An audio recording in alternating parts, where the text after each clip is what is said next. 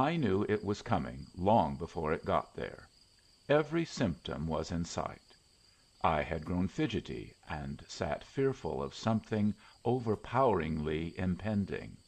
Strange noises filled the house. Things generally, according to their nature, severally creaked, soughed, and moaned. There was a ghost on the way. That was perfectly clear to an expert in uncanny visitations of my wide experience, and I heartily wished it were not. There was a time when I welcomed such visitors with open arms, because there was a decided demand for them in the literary market, and I had been able to turn a great variety of spooks into anywhere from 3,000 to 5,000 words apiece at 5 cents a word. But now the age had grown too skeptical to swallow ghostly reminiscence with any degree of satisfaction. People had grown tired of hearing about visions, and desired that their tales should reek with the scent of gasoline, quiver with the superfervid fever of tangential loves, and crash with moral thunderbolts aimed against malefactors of great achievement and high social and commercial standing. Wherefore it seemed an egregious waste of time for me to dally with a spook, or with anything else for that matter, that had no strictly utilitarian value to one so professionally pressed as I was, and especially at a moment like that.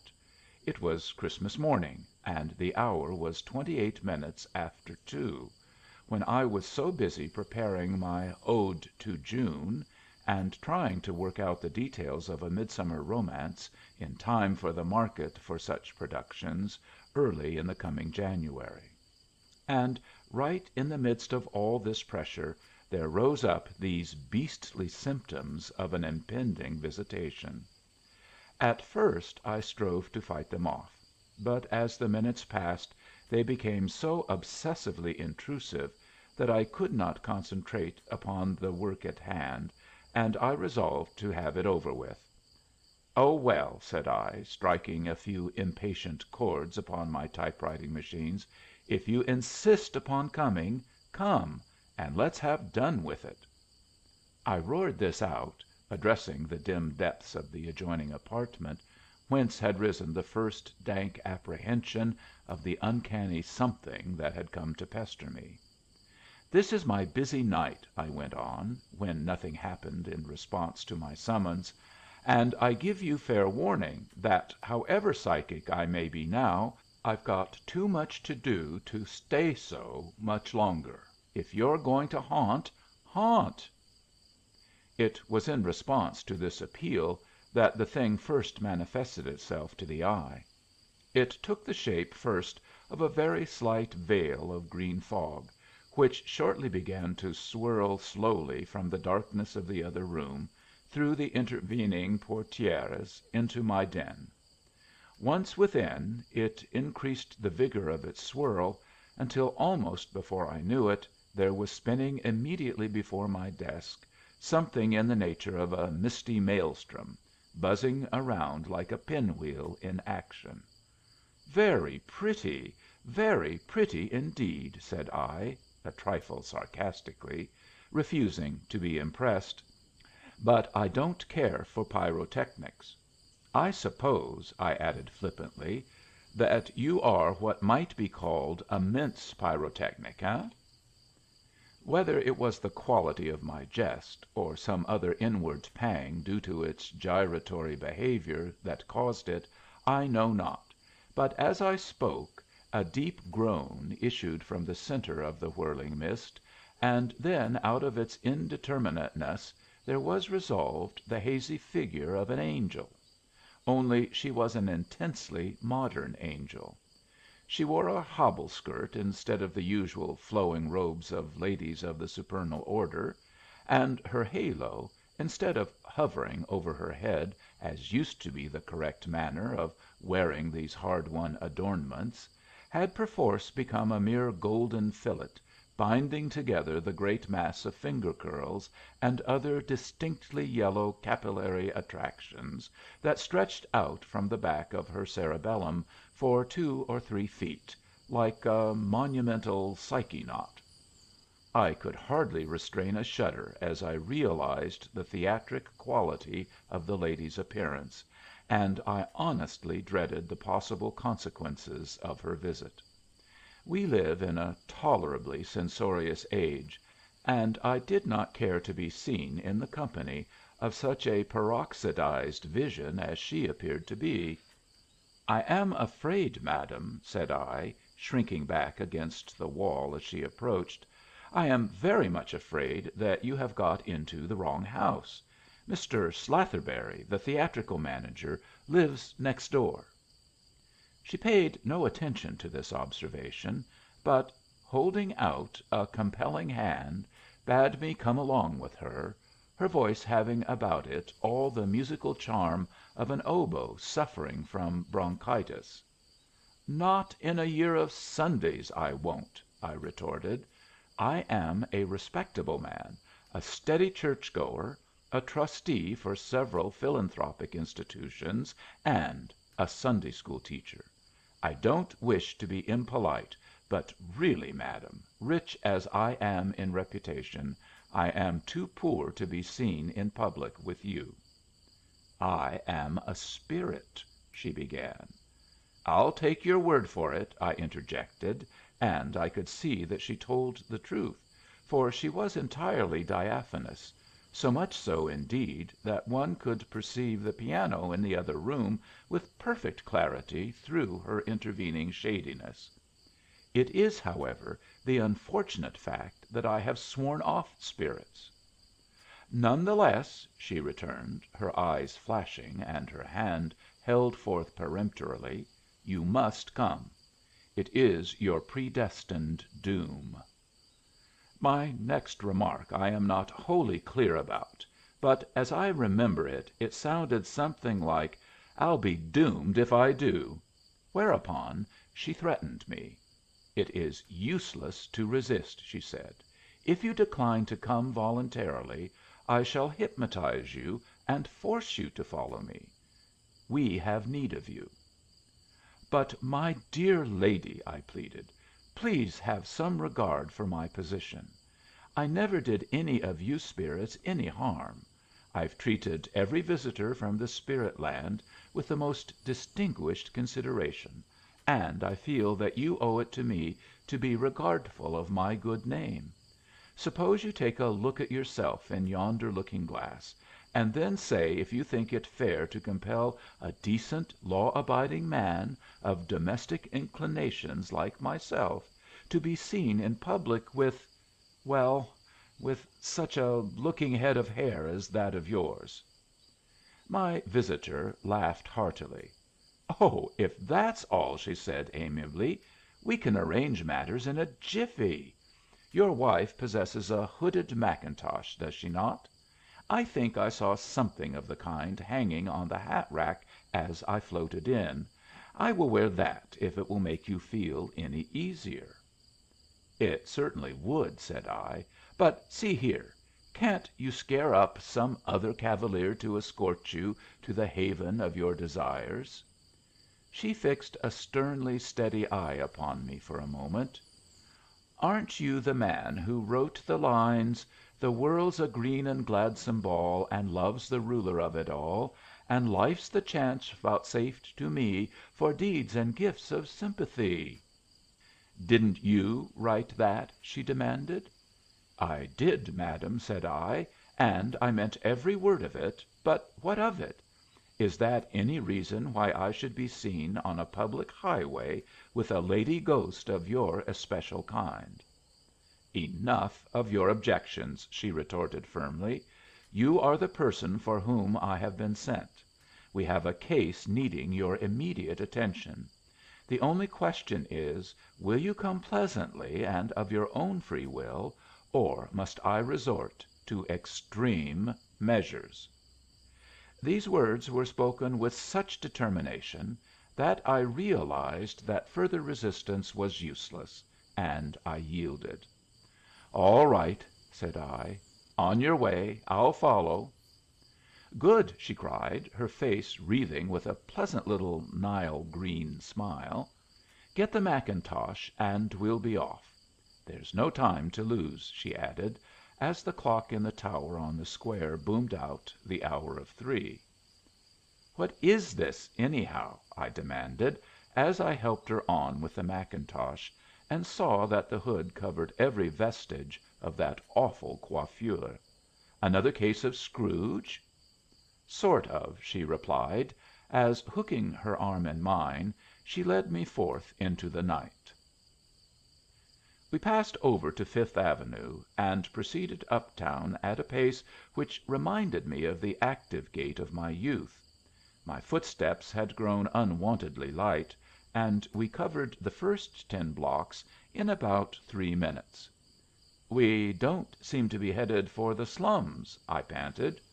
"Indeed we are not," she retorted. "There is no need of carrying coals to Newcastle on this occasion. This isn't a slum case. It's far more acute than that." A tear came forth from her eye and trickled down over the mackintosh. "It is a peculiarity of modern effort on behalf of suffering humanity," she went on, "that it is concentrated upon the relief of the misery of the so called submerged, to the utter neglect of the often more poignant needs of the emerged. We have workers by the thousand in the slums, doing all that can be done, and successfully too, to relieve the unhappy condition of the poor, but nobody ever seems to think of the sorrows of the starving hundreds on upper Fifth Avenue." "See here, madam," said I, stopping suddenly short under a lamp post in front of the public library, "I want to tell you right now that if you think you are going to take me into any of the homes of the hopelessly rich at this hour of the morning, you are the most mightily mistaken creature that ever wore a Psyche knot. Why, great heavens, my dear lady, suppose the owner of the house were to wake up and demand to know what I was doing there at this time of night. What could I say?" "You have gone on slumming parties, haven't you?" she demanded coldly. "Often," said I, "but that's different." "Why?" she asked, with a simplicity that baffled me. "Is it any worse for you to intrude upon the home of a Fifth Avenue millionaire than it is to go unasked into the small, squalid tenement of some poor sweat shop worker on the East Side?" "Oh, but it's different," I protested. "I go there to see if there is anything I can do to relieve the unhappy condition of the persons who live in the slums." "No doubt," said she. "I'll take your word for it. But is that any reason why you should neglect the sufferers who live in these marbled palaces?" As she spoke she hooked hold of my arm once more, and in a moment we were climbing the front door steps of a palatial residence. The house showed a dark and forbidding front at that hour in the morning, despite its marble splendors, and I was glad to note that the massive grill doors of wrought iron were heavily barred. "It's useless, you see. We're locked out," I ventured. "Indeed?" she retorted, with a sarcastic smile, as she seized my hand in her icy grip and literally pulled me after her through the marble front of the dwelling. "What have we to do with bolts and bars?" "I don't know," said I ruefully, "but I have a notion that if I don't bolt I'll get the bars all right." I could see them coming, and they were headed straight for me. "All you have to do is to follow me," she went on, as we floated upward for 2 flights, paying but little attention to the treasures of art that lined the walls, and finally passing into a superbly lighted salon, more daintily beautiful than anything of the kind I had ever seen before. "Jove!" I ejaculated, standing amazed in the presence of such luxury and beauty. I did not realize that with all her treasures New York held anything quite so fine as this. What is it? A music room?" "It is the nursery," said my companion. "Look about you and see for yourself." I did as I was bidden, and such an array of toys as that inspection revealed! Truly it looked as if the toy market in all sections of the world had been levied upon for tribute. Had all the famous toy emporiums of Nuremberg itself been transported thither bodily, there could not have been playthings in greater variety than there greeted my eye. From the most insignificant of tin soldiers to the most intricate of mechanical toys for the delectation of the youthful mind, nothing that I could think of was missing.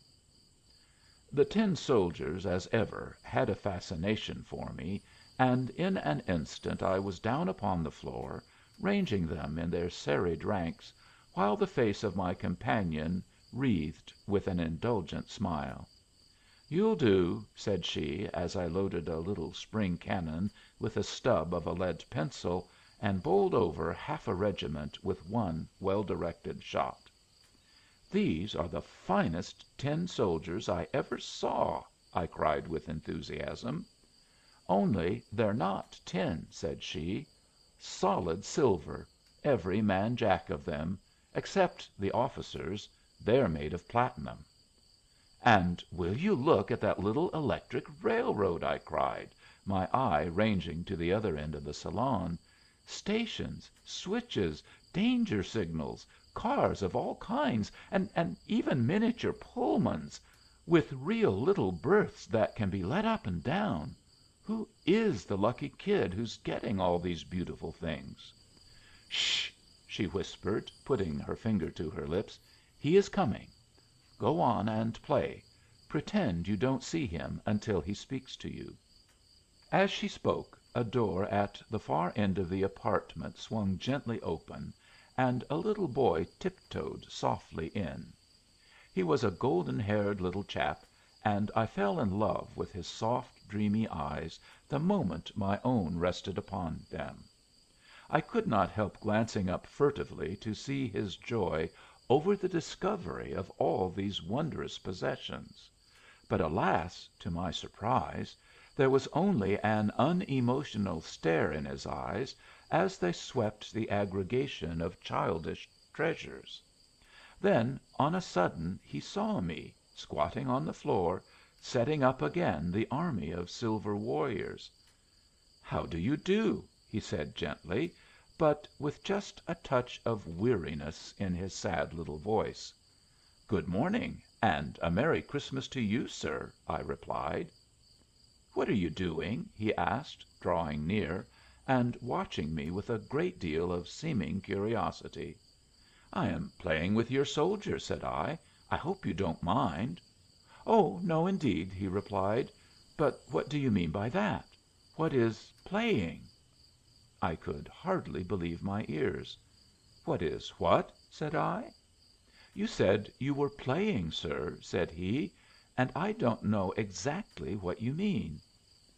"Why," said I, scratching my head hard in a mad quest for a definition, for I couldn't for the life of me think of the answer to his question offhand, any more than I could define one of the elements, "playing is why, it's playing, laddie.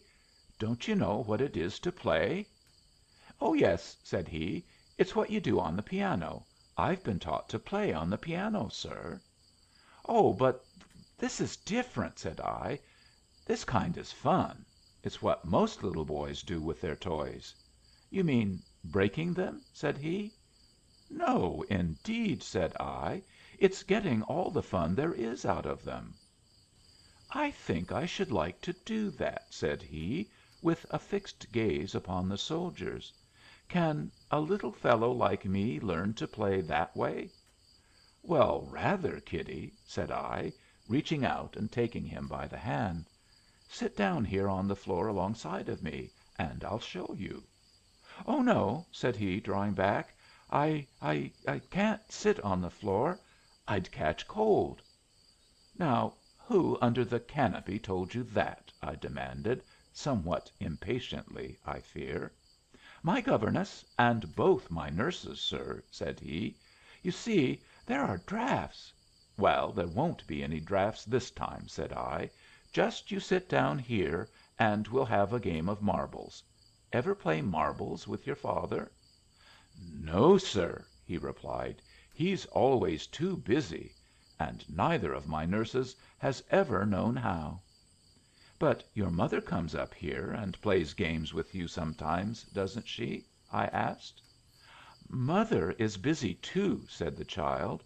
"Besides, she wouldn't care for a game which you had to sit on the floor to " I sprang to my feet and lifted him bodily in my arms, and after squatting him over by the fireplace, where, if there were any draughts at all, they would be as harmless as a summer breeze, I took up a similar position on the other side of the room, and initiated him into the mystery of Miggles as well as I could, considering that all his marbles were real agates. "You don't happen to have a china alley anywhere, do you?" I asked. "No, sir," he answered. "We only have china plates." "Never mind," I interrupted. "We can get along very nicely with these." And then for half an hour, despite the rich quality of our paraphernalia, that little boy and I indulged in a glorious game of real plebeian Miggs, and it was a joy to see how quickly his stiff little fingers relaxed and adapted themselves to the uses of his eye, which was as accurate as it was deeply blue. So expert did he become that in a short while he had completely cleaned me out, giving joyous little cries of delight with every hit, and then we turned our attention to the soldiers. "I want some playing now," he said gleefully, as I informed him that he had beaten me out of my boots at one of my best games. "Show me what you were doing with these soldiers when I came in." "All right," said I, obeying with alacrity. "First we'll have a parade." I started a great talking machine standing in one corner of the room, off on a spirited military march, and inside of 10 minutes, with his assistance, I had all the troops out and to all intents and purposes bravely swinging by to the martial music of Sousa. "How's that?" said I, when we had got the whole corps arranged to our satisfaction. "Fine!" he cried, jumping up and down upon the floor, and clapping his hands with glee. "I've got lots more of these stored away in my toy closet," he went on, "but I never knew that you could do such things as this with them." "But what did you think they were for?" I asked. "Why, just to keep," he said hesitatingly. "Wait a minute," said I, wheeling a couple of cannon off to a distance of a yard from the passing troops. "I'll show you something else you can do with them." I loaded both cannon to the muzzle with dried peas, and showed him how to shoot. "Now," said I, "fire." He snapped the spring, and the dried peas flew out like death dealing shells in war. In a moment the platinum commander of the forces and about 37 solid silver warriors lay flat on their backs. It needed only a little red ink on the carpet to reproduce in miniature a scene of great carnage, but I shall never forget the expression of mingled joy and regret on his countenance as those creatures went down. "Don't you like it, son?" I asked.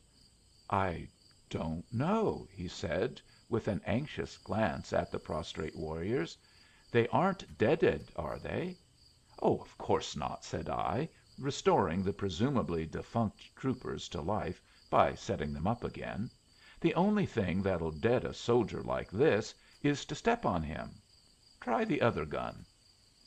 Thus reassured, he did as I bade him, and again the proud paraders went down, this time amid shouts of glee. And so we passed an all too fleeting 2 hours, that little boy and I. Through the whole list of his famous toys we went, and as well as I could I taught him the delicious uses of each and all of them, until finally he seemed to grow weary, and so, drawing up a big arm chair before the fire, and taking his tired little body into my lap, with his tousled head cuddled up close over the spot where my heart is alleged to be, I started to read a story to him out of one of the many beautiful books that had been provided for him by his generous parents. But I had not gone far when I saw that his attention was wandering. "Perhaps you'd rather have me tell you a story instead of reading it?" said I. "What's to tell a story?" he asked, fixing his blue eyes gravely upon mine. "Great Scott, Kiddie!" said I. "Didn't anybody ever tell you a story?" "No, sir," he replied sleepily. "I get read to every afternoon by my governess, but nobody ever told me a story." "Well, just you listen to this," said I, giving him a hearty squeeze. "Once upon a time there was a little boy," I began, "and he lived in a beautiful house not far from the park, and his daddy—" "What's a daddy?" asked the child, looking up into my face. "Why, a daddy is a little boy's father," I explained. "You've got a daddy." "Oh yes," he said. "If a daddy is a father, I've got one. I saw him yesterday," he added. "Oh, did you?" said I. "And what did he say to you?" "He said he was glad to see me and hoped I was a good boy," said the child. "He seemed very glad when I told him I hoped so too, and he gave me all these things here, he and my mother." "That was very nice of them," said I, huskily. "And they're both coming up some time to day or to morrow to see if I like them," said the lad. "And what are you going to say?" I asked, with difficulty getting the words out over a most unaccountable lump that had risen in my throat. "I'm going to tell them," he began, as his eyes closed sleepily, "that I like them all very, very much."